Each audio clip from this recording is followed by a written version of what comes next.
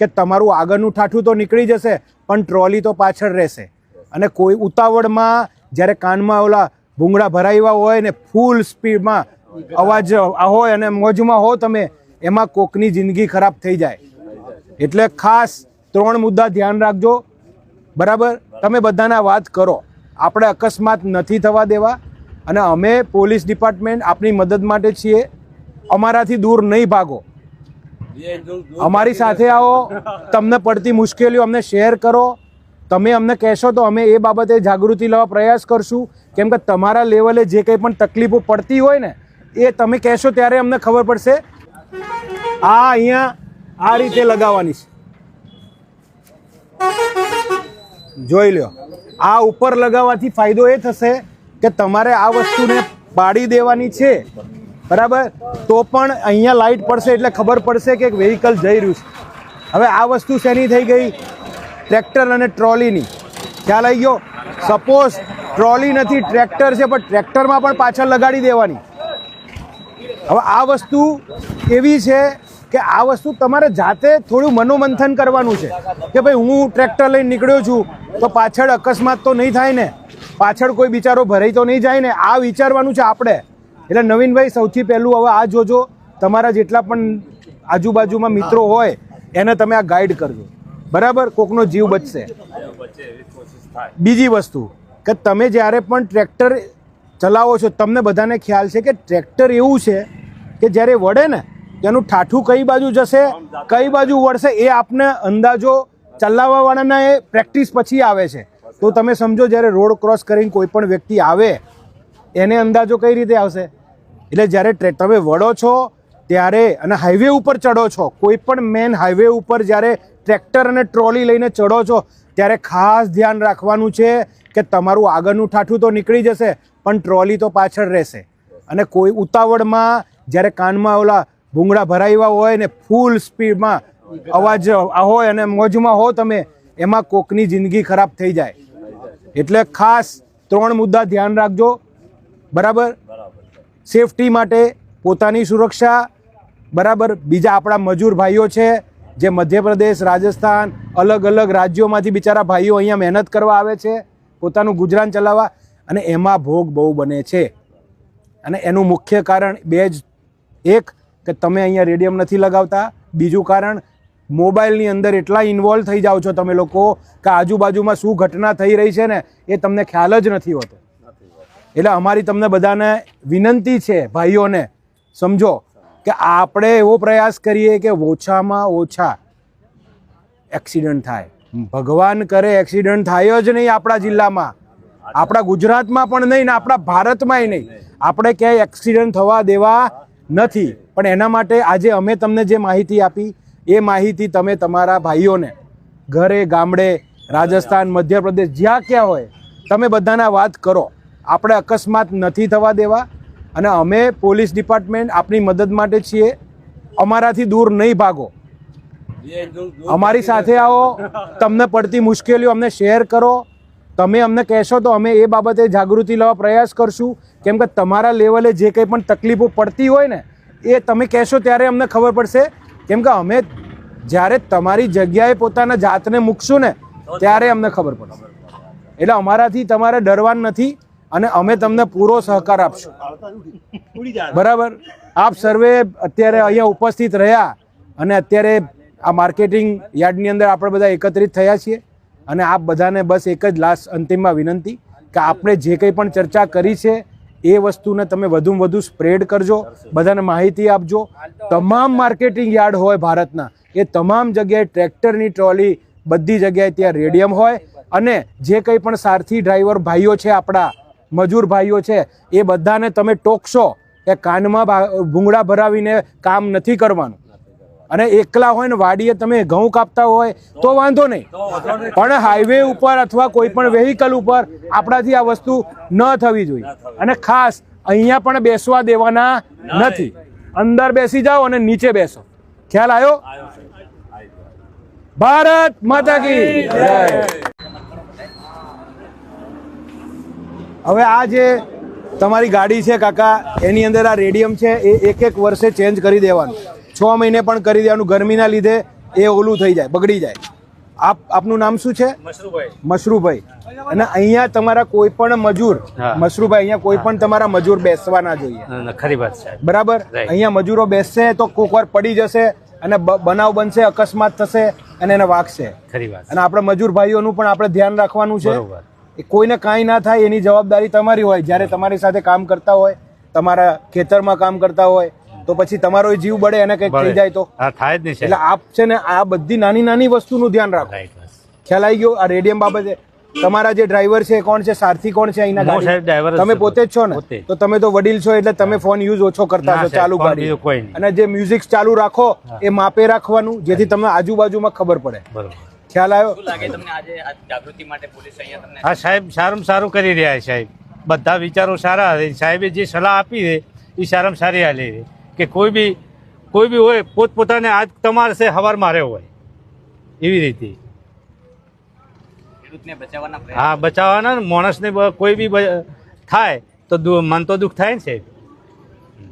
એટલે હવે આપની રીતે આપ પણ જાગૃતિ લાવજો. આપણે બધા એકબીજાને ચેઇન બનાવવાની છે, એકબીજાને મેસેજ આપવાનો છે અને આપણે આ બાબતે જાતે થોડા અવેર થવાનું છે. કેમ કે આપણે બધા ખાસ ફોનમાં અહીંયા ઉભેલો વ્યક્તિ એટલો મશગુલ થઈ જાય છે ને, હવે અહીંયા ઉભેલા વ્યક્તિને ખબર ના હોય કે બમ્પ આવ્યો, એ આગળ ચલાવવા વાળાને ખબર હોય. તો જ્યારે એ આગળ ચલાવી રહ્યા છે વાહન, તો અહીંયા બારીમાંથી તો ખબર પડે, એની બાજુમાં જે બેઠા હોય તો એમને કહે ને કે ભાઈ પાછળ ઓલા ભાઈને કયો વ્યવસ્થિત બેસે. આપણે ટોકવાનું કામ કરવાનું છે ભાઈ. ટોકો, તમારા મિત્રને ટોકો, તમારા ભાઈને ટોકો. એ ટોકવાનું એનું જીવન બચાવી શકે છે. એટલે એમાં કંઈ ખોટું લાગવાની કોઈ વસ્તુ છે નહીં. પણ આ વસ્તુ એક તમારી મિત્રતાની જવાબદારી, તમારા ઓનર તરીકેની જવાબદારી સૂચવે છે. અને તમે એક સારા નાગરિક તરીકે આ ફરજ બજાવો, એના માટે અમે પહેલ કરી રહ્યા છીએ. બરોબર. Thank you Navinbhai. હા સાહેબ. તો તમે બધા ઘણીવાર કાનમાં પેલા ઇયરફોન છે બરાબર, એ લગાવીને મ્યુઝિકમાં મશગુલ હોવ છો, પણ તમારી સરાઉન્ડિંગમાં આજુબાજુમાં કોઈ ઘટના ઘટી જાય છે તમને ખબર નથી રહેતી. એટલે એ મોબાઈલની અંદર એટલા બધા તમે ન ઇન્વોલ્વ થઈ જાઓ કે તમારી આજુબાજુમાં કંઈ ઘટના ઘટે અને આજુબાજુમાંથી ફૂલ સ્પીડમાં કોઈ વાહન આવી રહ્યું છે, એની બ્રેક ફેલ થઈ ગઈ, તમને ખબર નથી, તો તમે અકસ્માતનો ભોગ બનશો. આ વસ્તુને તમે લોકો ગંભીરતાથી લો. જે ટ્રોલી છે, આ ટ્રોલીની પાછળ લાઇટ આવે છે. હવે આ ટ્રોલી રાત્રે અંધારામાં ક્યાંય વાડી વિસ્તારમાંથી જઈ રહી છે તો ખબર પડશે કે આ વાહન જઈ રહ્યું છે? કે આપણે વાહન જ્યારે લઈને આવતા હોય ત્યારે આપણા મગજની અંદર ઘણા બધા પ્રશ્નો ચાલતા હોય કે આગળ પોલીસ હશે, બરાબર, પછી પોલીસ અમને કંઈક પૂછશે, આ તે. એટલે એ બાબતે તમને કંઈ તકલીફ હોય તો અમે તમને પૂરો સહકાર આપીશું, એની અમે ખાતરી આપીએ છીએ. આજે ડીસા માર્કેટિંગ યાર્ડ ખાતે શા માટે અહીંયા એકત્રિત થયા છે, પહેલાં આપણે બધું જાણી લઈએ. બરાબર. અત્યારે ડીસાની અંદર તમને ખ્યાલ છે કે અત્યારે હાલ બટાકાની સિઝન ચાલી રહી છે. એટલે તમે બધા બટાકાના જે વેપારી હશો, બટાકાના તમે બધા જે કંઈ પણ વાહનો લઈને અહીંયા આવતા હશો, બરાબર. એટલે એમાં અમારો આશય, જિલ્લા ટ્રાફિક તરીકે અમારો એક આશય છે કે સૌથી પ્રથમ તો જ્યારે પણ તમે વાહન લઈને આવો છો તો પહેલાં તો તમને તકલીફ ઓછી પડે, બરાબર. અમારા પોલીસ તરફથી તમને સહકાર મળી રહે. તમે અહીંયા આવો છો તો તમે વાહનો ભરીને આવતા હોય ઘણીવાર, અને તમે બહુ બધી મહેનત કરીને પૈસા એકત્રિત કરતા હોય પોતાના પરિવારનું ગુજરાન ચલાવવા માટે, તો અમારો પણ એવો તમારા પ્રત્યે સહાનુભૂતિવાળો, સહકારવાળો એક પ્રયાસ છે કે ભાઈ અમે તમને જે તકલીફ પડતી હોય એમાં મદદરૂપ થઈએ. પ્રથમ વાત. બીજી વસ્તુ એ કે આપણે વાહન જ્યારે લઈને આવતા હોય ત્યારે આપણા મગજની અંદર ઘણા બધા પ્રશ્નો ચાલતા હોય કે આગળ પોલીસ હશે, બરાબર, પછી પોલીસ અમને કંઈક પૂછશે, આ તે. એટલે એ બાબતે તમને કંઈ તકલીફ હોય તો અમે તમને પૂરો સહકાર આપીશું, એની અમે ખાતરી આપીએ છીએ આજે આપને મળીને. તો તમે ચિંતા નહીં કરતા. તમે ખેડૂતો છો અને અમારો તમને પૂરો સહકાર છે. અને અમારા જે જિલ્લા ટ્રાફિકની જે ટીમ છે એમને અમે જાણ કરી છે કે ભાઈ ખેડૂતો હેરાન ના થવા જોઈએ. અમે કાયદાની મર્યાદામાં મેક્સિમમ મદદ કરશું તમને. સમજાઈ ગયા? એવું નહીં થાય કે હવે બિચારા ખેડૂતો આવે છે તો અમે એને ખાલી દંડ જ કરીએ. ના, એવું નહીં કરીએ. તમે ખ્યાલ આવ્યો? અમારે તમને મદદ કરવી છે અને તમને લોકોને ઓછી તકલીફ પડે એનો અમારો પ્રયાસ છે. હવે મારો બીજો મુદ્દો, આપણે અહીંયા એકત્રિત ખાસ એ માટે પણ થયા છે કે તમને બધાને ખબર છે કે આ દિવસે ને દિવસે ફેટલ અકસ્માતો, માણસોના મૃત્યુ એક્સિડન્ટ થવાના કારણે વધી રહ્યા છે. આપને ખ્યાલ હશે, અને આપના આજુબાજુના ગામમાં, આપના સગાવાલામાં ક્યાંક આવું સાંભળવા મળતું હશે. તો આપણો પ્રયાસ કેવો હોવો જોઈએ? જેમ કે પોલીસનો પ્રયાસ હોય કે ભાઈ અમે લોકો ફેટલ એક્સિડન્ટ ઘટાડીએ, એના માટે અમે કંઈક ને કંઈક મહેનત કરીએ. અમે દંડ શા માટે કરીએ છીએ? અમે દંડ એટલા માટે કરીએ છીએ કે ભાઈ એ એક પ્રયાસ છે, દંડ કરીને માણસોને પ્રોપર ટ્રેક ઉપર લાવવા માટેનો. પણ એ દંડ એક સમાધાન નથી. તમને લોકોને અમારે ગ્રાઉન્ડ લેવલે તમારી સાથે બેસીને અમુક વસ્તુની ચર્ચા કરવી પડે. આપના મનમાં શું છે અમારે જાણવું જોઈએ. અમારે પણ તમને કહેવું જોઈએ કે ખરેખર તમારે શું શું ધ્યાન રાખવાનું.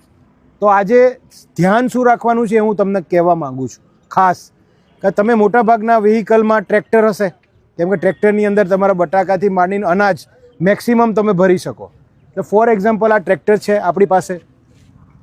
તો આ ટ્રેક્ટર લઈને તમે જ્યારે પણ ખેતીવાડીમાં તમારી વાડી ઉપર જાઓ, ખેતીવાડીના સમગ્ર સાધનો લઈને, અથવા તો તમારા જે મજૂર ભાઈઓ છે આપણા, કે જે લોકો કામ કરે છે ગ્રાઉન્ડ લેવલે, અને જે ખેતીની ઉપજ જે કાઢીને પછી આની અંદર આપણે મૂકીએ છીએ, તો એ ભાઈઓને પણ તમે આના ઉપર બેસાડ્યા હોય છે. અહીંયા બેસાડો છો, અહીંયા પકડીને ઊભા હોય છે.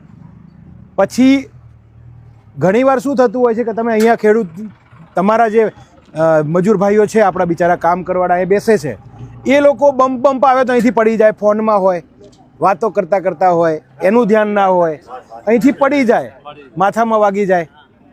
તમે સમજો છો ને આ વાત? તો તમે જ્યારે પણ ખેતીવાડી સંદર્ભે કામગીરી બાબતે તમારી વાડીમાં મજૂરો હોય, એ મજૂર ભાઈઓને તમે સમજાવો કે ભાઈ તું આ વસ્તુ ધ્યાન રાખ. તમે જ્યારે તમે કોઈ પણ ભાઈઓને કામ માટે રાખો છો તો તમારી જવાબદારી છે કે એને તમે માર્ગદર્શન આપો કે ભાઈ તારે આ ધ્યાન રાખવાનું છે, આ ધ્યાન. એક વડીલની ભૂમિકા ભજવો, બધા પોતાની જવાબદારી સમજો. તમારી નજરની સામે ક્યાંય પણ એવી બેદરકારી જણાય કે આ માણસ અહીંથી પડી જાય એમ છે, એ બધી વસ્તુ જુઓ અને તરત એને ટોકો કે ભાઈ આ નથી કરવાનું. ખ્યાલ આવી ગયો? બીજી વસ્તુ, ટ્રેક્ટર ચલાવતી વખતે હમણાં નવો ટ્રેડ ચાલ્યો છે કે ટ્રેક્ટરની જો મ્યુઝિક સિસ્ટમ હોય ને એ જોરથી ચાલતું હોય, આજુબાજુનો કોઈ અવાજ આવે નહીં. તો આપણે શું કરવાનું છે કે જે આજુબાજુમાં જે અવાજ ન આવે એના કારણે કોઈ વ્હીકલ આવી રહ્યું છે, હોર્ન મારે, પણ એ ભાઈને ખબર ના હોય, એ ભાઈ તો પોતાની મસ્તીમાં હોય.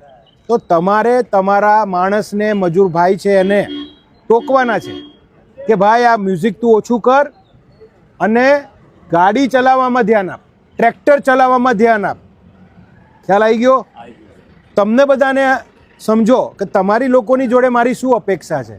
તમારામાંથી અમુક ભાઈઓ છે એ માલિક હશે, અમુક ભાઈઓ છે એ આપણા સારથી ડ્રાઈવર હશે, અમુક ભાઈઓ છે એ આપણા મજૂર ભાઈઓ છે જે કામ કરે છે એ હશે. તો તમે બધા ઘણીવાર કાનમાં પેલા ઇયરફોન છે બરાબર એ લગાવીને મ્યુઝિકમાં મશગુલ હોવ છો, પણ તમારી સરાઉન્ડિંગમાં આજુબાજુમાં કોઈ ઘટના ઘટી જાય છે તમને ખબર નથી રહેતી. એટલે એ મોબાઈલની અંદર એટલા બધા તમે ન ઇન્વોલ્વ થઈ જાઓ કે તમારી આજુબાજુમાં કંઈ ઘટના ઘટે અને આજુબાજુમાંથી ફૂલ સ્પીડમાં કોઈ વાહન આવી રહ્યું છે, એની બ્રેક ફેલ થઈ ગઈ, તમને ખબર નથી, તો તમે અકસ્માતનો ભોગ બનશો. આ વસ્તુને તમે લોકો ગંભીરતાથી લો.